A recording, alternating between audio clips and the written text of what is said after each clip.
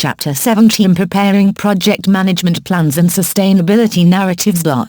In this chapter, presenting your grant project's management team, using staff with high-level credentials and/or experience, including overall management capability information, incorporating the sustainability plan, offering up cash and in-kind, leveraging resources for matching funds, demonstrating federal compliance in the personnel section. After you tell the funding organization why you need its financial booster shot in your statement of need, see Chapter 15, and your project's implementation plan, see Chapter 16, you need to explain who's going to manage the grant-funded program and how the grant applicant organizations intend to sustain activities funded by the grant award. In this chapter, I show you how to write about existing and incoming staff in a way that convinces funders that you have the right personnel to manage their awarded monies. I also show you how to put together winning project management profiles, an additional organizational resources narrative, and a federally guided approach to selecting diverse project personnel. Finally, I guide you on how to craft the sustainability plan. Hint, you are not the creator of this plan. You gain credibility when you outline the key personnel, organizational resources, and your equity process in hiring. Some funders call this section of the narrative key personnel, adequacy of resources, or equal employment opportunity statement. Regardless of the name, this narrative can range in length from one page to several pages. Developing narrative language that meets the requirements laid out in the Funding Sources Grant Application Guidelines is important. Otherwise, the funder will likely reject your application for grant funding. Also, no funder wants to think that their significant investment in your organization will end when the grant money runs out. You need to be able to write about Plan B, presenting the project management team's credentials.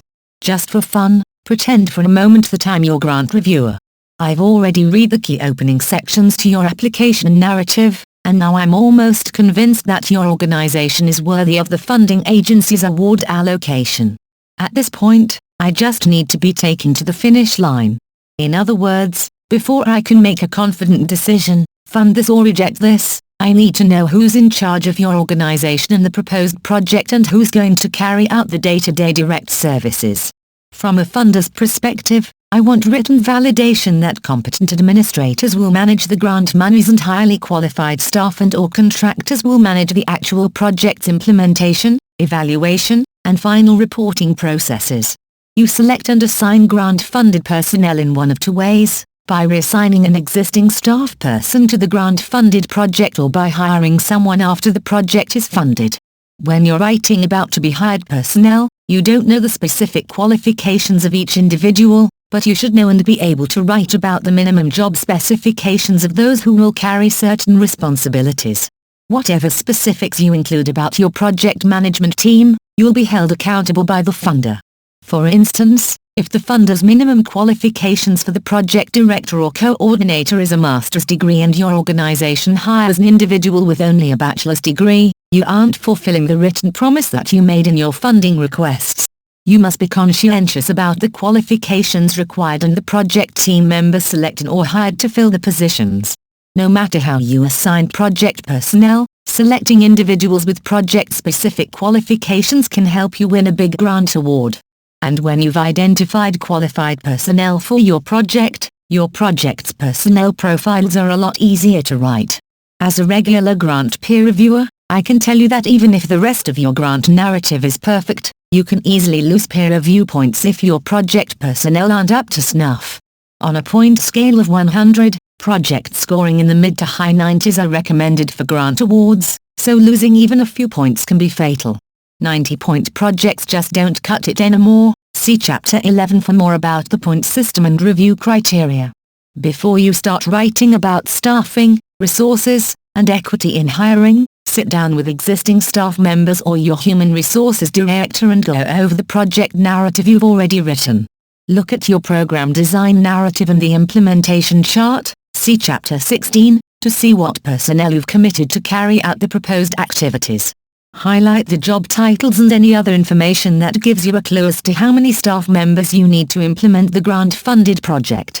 When compiling information for the project's personnel profile section, be sure to identify the following: a project administrator, or project manager, This individual provides management oversight. In some organizations, this is the executive director or deputy director. This person should be able to allocate up to 5 hours per week of their work time to making sure the project meets its grant-funded conditions. The project administrator, along with the project director, see the next point, usually attends meetings with the project's community partners. Chapter 14 covers establishing partnerships with other organizations in your community. The personnel necessary to carry out the project on a day-to-day basis. This entry usually means selecting a project director or coordinator who's responsible for the program's implementation and coordination. This individual reports directly to the project administrator. Identify a project director who has relevant and extensive experience in the same area as the project. In addition, for research projects, another day-to-day individual is the principal investigator, PI. This individual is responsible for the management and integrity of the program design as well as the direction and oversight of compliance, financial, and collaborative partnerships. All remaining personnel who will be paid from the project's grant-funded budget, work with your financial or business manager to review the project design and determine 100% of the staffing necessary to implement the project if funded. List all other personnel who will be hired for or assigned to the project in the adequacy of resources or management plan narrative of your grant application. This section of the narrative connects directly to your project budget. You'll either have direct costs or indirect costs. More about the budget in Chapter 18. Each project differs when it comes to the personnel needed to carry out activities, so spend some time with your Human Resources Department to determine how much part-time full-time equivalency should be dedicated to each staff role. See the later section, the basic profile, for more on full-time equivalency. The process of choosing personnel isn't the time to do a favor for your out-of-work, unqualified friend or relative. Not only do they have the potential to drag your project down, but they also drag down your funding request because decision-making readers shudder when they see unqualified personnel on a project they're considering funding. Articulating qualifications. After you choose your staff, you can begin writing your personnel narrative. The grant reviewer looks for the key personnel narrative to answer the following questions. What are the project administrator's qualifications? Is the time allocated sufficient? Who will report to the administrator? Is the line of accountability clear? What are the project director's or coordinator's qualifications? Is the time allocated sufficient? Who will report to the project director or coordinator? Is the line of accountability clear? Which project personnel will carry out the day-to-day activities? Is the time allocated sufficient for each position? Who will project personnel report to? Is the line of accountability clear? Do the personnel members have extensive experience in the project's focus area? What percentage of personnel have extensive experience? What percentage of each position will be charged to the grant budget? What percentage, if any, of all personnel costs will be cash match, cash that you have on hand and available to match the grant award for grants that require matching funds in order to receive the award, on the part of the grant applicant? See Chapter 18 for further clarification on cash match and other budget-related terms. Keep in mind that you absolutely must follow the funding agency's guidelines when it comes to writing about your project personnel. Your actual key personnel narrative may look entirely different from my examples in the following sections. The basic profile.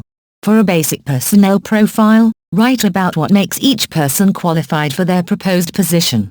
Give information on relevant work background, awards, acknowledgements, and special recognitions. Follow this text with educational information.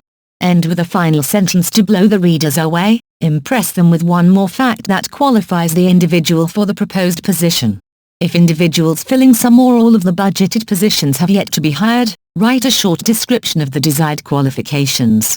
Unless the funding agency has page limitations for this section of the funding request, write one paragraph for each budgeted personnel position. Refer to the next section, the profile with page limitations, to determine what to do when you have to watch how much you write. This recommendation remains the same whether personnel costs will be charged to the grant or whether they will be covered by your organization's cash match. In the following example, I present the narrative language on the proposed director.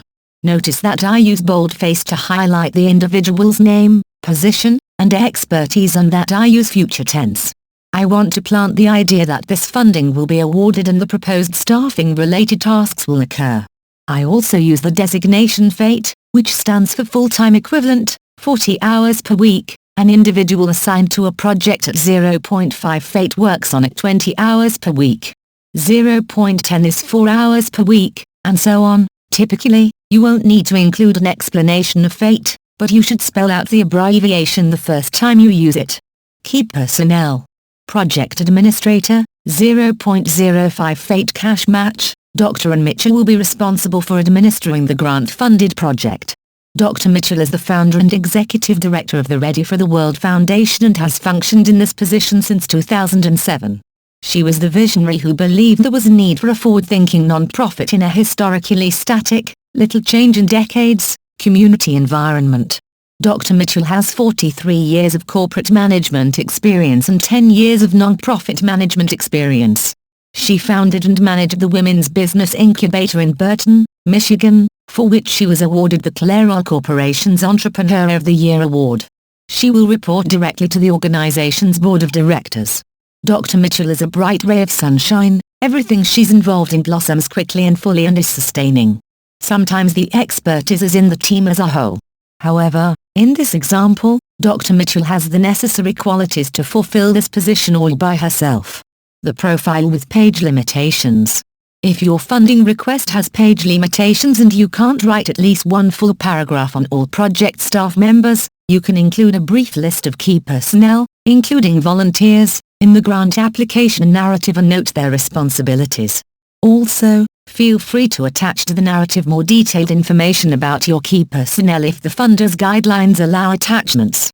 The following is an example of how to develop a list of key personnel. Project Director, 1.0 FATE grant funded. The organization will conduct a nationwide search for a project director who can lead this project to a successful conclusion. The individual hired will be qualified to carry out the following responsibilities: assist the board of directors in fulfilling the organization's mission, have knowledge of the organization's target population, effectively carry out the grant-funded project's implementation plan, establish an annual program events calendar, identify qualified additional staff, secure new community partners, promote the programs via public forums, evaluate the effectiveness of community outreach and program services. This position will report to the project administrator. Volunteer Coordinator, 1.0 FATE cash match. One full-time volunteer coordinator will be assigned to this grant-funded project. Discretionary funds have been awarded from the organization's Regional Bank Association account to pay the salary and fringe benefits for this position. The volunteer coordinator will be responsible for recruiting, screening, training, and supervising adult mentors for our clients. This position requires 10 years of volunteer coordination experience in either a paid or volunteer setting. The person assigned to this position must have a positive disposition, exhibit excellent analytical abilities, and demonstrate management-level skills. The volunteer coordinator will report directly to the project director, including the principal investigator in scientific or research grants. In federal grant applications for scientific or research requests, you're asked to provide a biographical sketch for the principal investigator. In some cases, the principal investigator is similar to the project director. See the section The Profile for Personnel paid by cash match, but usually holds a doctorate degree in the project specialty field. The form for a biographical sketch can change from agency to agency. The most common information fields found on the form are: name, type in the first, middle, and last name of your principal investigator. Position title, type in the project assigned position title. Username, if you already have an agency login for the online eGrant portal entry, type it in this box. Education training, list the colleges attended and locations, beginning with the baccalaureate degree. Fill in the degree column, the year earned or awarded, and the field of study for each institution of higher education attended. Personal statement, write about the purpose of the proposed research and how it relates to the principal investigator's experience. Positions and honors, lists, in chronological order, previous work or job positions, ending with the present position. List any honors, including present membership on any federal government public advisory committees. Selected peer-reviewed publications, in chronological order, List any publications in which work has been published and read or reviewed by professional peers. Research support. List all ongoing or completed, past 3 years, research projects, both federally and non-federally supported. Typically, biographical sketches range from 5 to 7 pages, including its finished length after you add all the requested information. Government grant applications are often formatted for you to insert a page number at the bottom of the page, and the biographical sketch is no different. When you see the Q at the bottom of the form page, read and reread the funding guidelines to see whether your narrative and all accompanying forms must be numbered in sequential order. The profile for personnel paid by cash match. When you can provide personnel at no cost to the grant, you look great in the eyes of the grant reviewer. And when you look great, you score more points. For example, you may include the project director's salary in the grant proposal budget, but the project administrator's time will be cash match, so it won't be charged to the grant proposal budget. This setup shows the funder that you're focusing on the best use of grant funds and that you want to put the money toward providing services to the target population. Grant reviewers are looking for answers to some hard and fast questions critical to the success of your project. Even if you aren't asking for grant funds to cover personnel, you still include a brief paragraph on the key personnel and include the resume of the project director in the application's attachments. When you have a volunteer advisory council, write a paragraph about the volunteer's individual commitments and how often the council will meet. In other words, you want to show that they have a vested interest in seeing your project succeed. Connecting accountability and responsibility to the implementation process. In addition to knowing who will be working on the project you're seeking funds for, the granting agency wants to know who reports to whom for your project.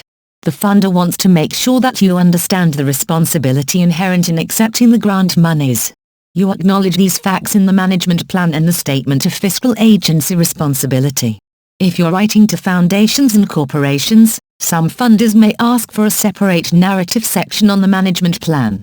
If they don't, you can include it in the section for key personnel. However, state and federal funders usually ask for a qualification of key personnel section and a management plan. These sections are to be written separately and labeled clearly. Writing the management plan. The management plan tells the grant reviewer who's accountable to whom. It clearly shows where the buck stops when questions arise from the funder. You can integrate the management plan into the key personnel descriptions, as I did in the personnel list earlier in this chapter, or you can develop a separate graphic like the one in Figure 17-1. Illustration by Ryan Sneed. Figure 17-1, a sample management plan table. I like to show the management plan in black and white, no color graphics except a lightly shaded title row. The funder wants to see the position name, fate allocation, which I explain earlier in the chapter, line of accountability, who reports to whom, and how the position will be funded, grant budget, cash match from funding applicant, or in-kind contribution. I prefer to list the project personnel in order of ranking, beginning with the highest administrative position and ending with volunteers, if any. In your plan, the number in parentheses behind each position title indicates the number of individuals hired for each title position. For example, in Figure 17-1, the 1 behind each listed position tells you that the Ready for the World Future Forward initiative will have 1 program administrator, 1 program director, and 1 volunteer coordinator in any grant application format. You can only type this information in straight, plan narrative form. No graphics are allowed in most cases.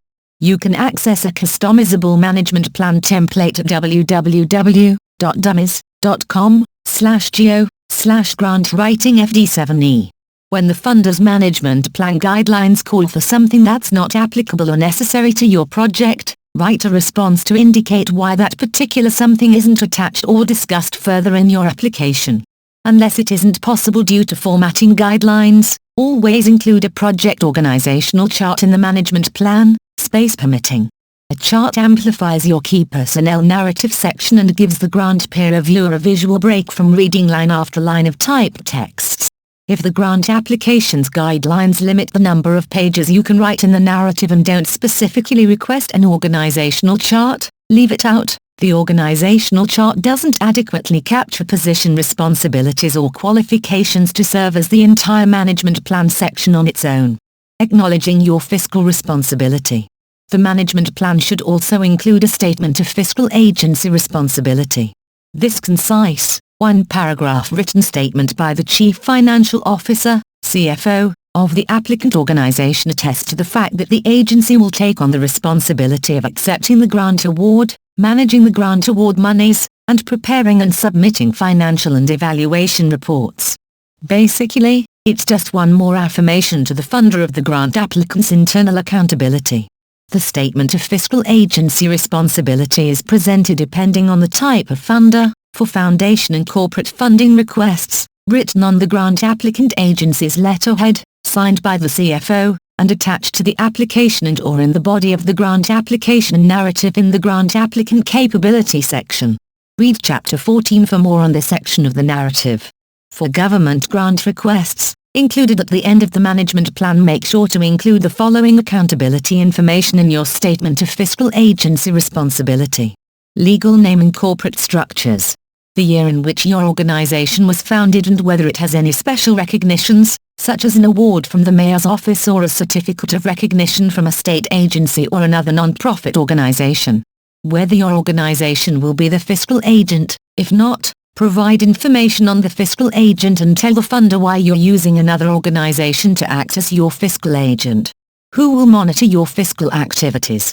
A generic statement about your finances being managed prudently and effectively. This statement sounds good, and it works to convince funders that you have a solid financial grip on handling all incoming revenues.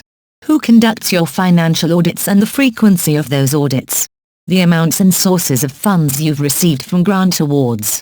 The following example shows you how our good statement of fiscal agency responsibility reads. The Ready for the World Future Forward Initiative, RWFFI, founded in 2007, is a public non-profit charitable organization under IRS subsection 501, c. 3.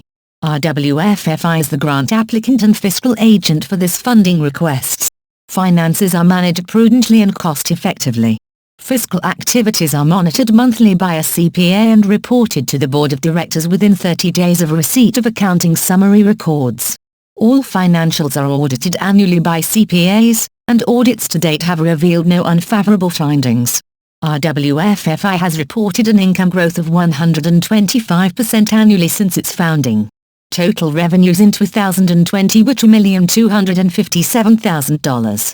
Offering up cash and in-kind leveraging resources for matching funds. In government grants, you have to address something that's usually called adequacy of resources. In the adequacy of resources section, the funder looks at your organization's available resources, both the human and financial resources, and decides whether they're sufficient to successfully implement and support the project. In other words, it's a combination of the management plan and a portion of fiscal capabilities from your organizational background and capability narrative. Note, you may be asked to address adequacy of resources solely in the budget section of your grant application. I fill you in on the budget section in Chapter 18. A graphic table is a great way to profile your resources for the funder. When you use a table rather than a narrative, you can show everything in one graphic.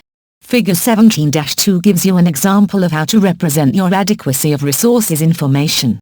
I like to use a 3-column table with the following headers: resources, record all the resources, monetary and in-kind, that will be available to help you implement a funded project successfully.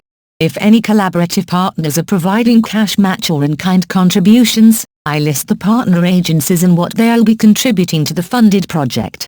Cash committed, type in the actual cash committed to the funded project. In-kind value, type in the value of the in-kind donations from each partner. You can find detailed explanations for in-kind donations in Chapter 18. Illustration by Ryan Sneed. Figure 17-2, an adequacy of resources table. I also include an adequacy of resources table template at http://www.dummies.com/geo/grantwritingfd7e. If you choose to write a resources narrative rather than create a table, keep your narrative to one detailed paragraph. When you use volunteers as resources, be sure to use the most current official research on the value of a volunteer. This hourly value amount changes every 2 years, and you can find a national and a state-by-state value. The Independent Sector's website, www www.independentsector.org/volunteer_time has a table for the national hourly value and for each state's hourly value, demonstrating federal compliance in the personnel selection. Equity is created when you manage a program in such a way that no one is excluded. All the individuals hired with grant funds and all the members of the target population, those people the grant funds will help, must be given equal access to program opportunities, to be participants, target population, and to be hired, your project staff, without discrimination. You show equity by opening your project to all who apply, providing they meet objective eligibility criteria. Funders want assurances that you won't violate federal or state anti-discrimination laws. Federal and state funders mandate a grant application section on equity.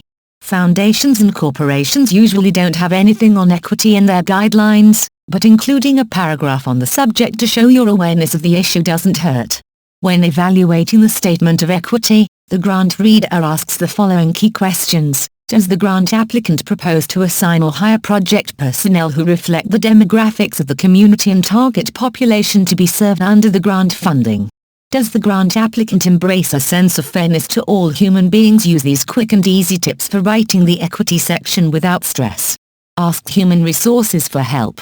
Some grant application guidelines require that your equity statement actually cite the federal and state legislation that your organization adheres to in its hiring practices. Your Human Resources Department can give you information on the acts you need to cite. Address equitable access for everyone. The equity statement should include personnel, including the selection of volunteers for the project, and project participants. Be straightforward and make a statement. Writing that discrimination will not be tolerated is important. Cite the federal and state anti-discrimination laws to which your organization will adhere. The following example received high peer review points. See Chapter 11 for more on the peer review. Notice how the example addresses the makeup of program personnel and how the personnel will be recruited, as well as makes a statement regarding discrimination and fair employment practices. The Ready for the World Future Forward initiative will assign and/or hire staffing for the grant-funded project. All staff and volunteers having direct contact with clients will reflect the target population's demographics, culture, and have a demonstrated cultural competency of the individual served. All staff and volunteers will complete a 16-hour cultural diversity training provided by Model State University. Following the training, staff will participate in role plays, trading the roles of mentee and mentor. The role plays will be observed and videotaped for affirmation of cultural competency.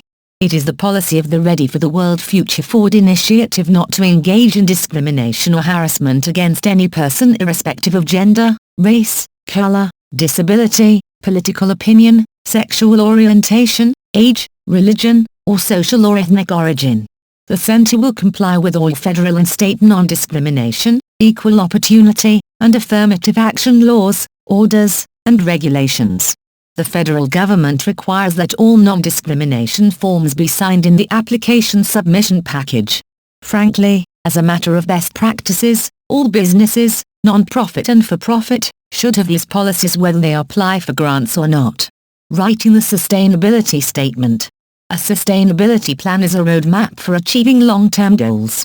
It documents strategies to continue your programs, activities, and partnerships beyond the grant award funding cycle. Remember, the federal government only awards funding that supplements, not supplants. By this, I mean that as the grant applicant organization, you must have some existing and planned resources to keep the doors open and keep programs up and running, in part or total. Sustainability is an important component to address early in your organization's strategic planning and program development stages. The statement you are asked to write in grant proposals must come organically from your governing board's sustainability plan. Using the board's sustainability plan. First and foremost, the grant writer cannot create the language in the sustainability statement from a vacuum. The burden falls on the board of directors to create a sustainability plan. www.ruralhealthinfo.org/sustainability. The board's plan must address the following organizational factors: adaptability of your programs, coalitions and partnerships that will contribute to your organization's sustainability, specific communication approaches to brand your plan for longevity, funding and financial support, This is what the funder wants to hear about in your grant requests. Organizational capacity when funding falls short. Program evaluation. How will the rigorous monitoring and tracking procedures put into place when grants are awarded remain in place when the grant funds have been depleted? Political support. Federal grant applications will not be awarded year after year without strong political support. Strategic planning. The sustainability plan must be incorporated into the grant applicant organization's strategic plan. Crafting a sustainability statement. As the grant writer, you will undoubtedly be faced with the task of writing a sustainability statement in most grant applications. Bottom line, the sustainability statement spells out how your project will survive in the long term. It assures the funder that resources spent on the grant-funded project will be the foundation for continuing grant-funded programs with other resources, internal and external. Here is an example of how a funder will request information about your sustainability plan. Applicants are required to submit a program sustainability plan that will describe how the grant-funded program will be continued after the grant funding has ended. This is what I write in my proposals for funding to address the sustainability plan. On completion of the grant funding, the Grant Writing Training Foundation will follow the steps in the board-developed sustainability plan. These steps include continuing to seek new financial stakeholders starting in month 6 of the funding cycle, working with finance staff to develop a reduced services model that can operate successfully under our next fiscal year's anticipated revenues, developing a scaling down plan that enables our organization to continue providing services to a smaller target population, using the interest on the endowment fund our board established in 2007 to prevent the cessation of services funded with your grant award. You don't need to attach or write the entire sustainability plan document. You simply need to show potential funders that there is a plan in place and explain how the program will continue after their grant award has been expended.